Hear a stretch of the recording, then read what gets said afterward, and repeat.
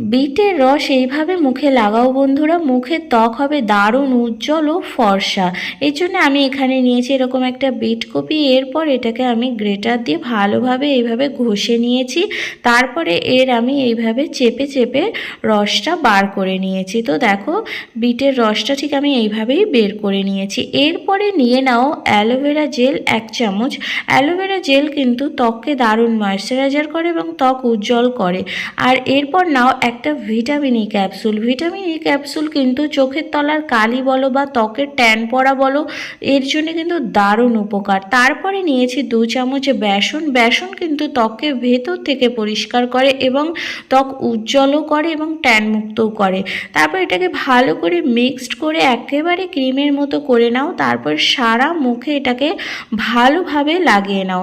বিটের রস খাওয়া যেমন উপকার তেমনই কিন্তু মুখে লাগালেও কিন্তু খুব ভালো।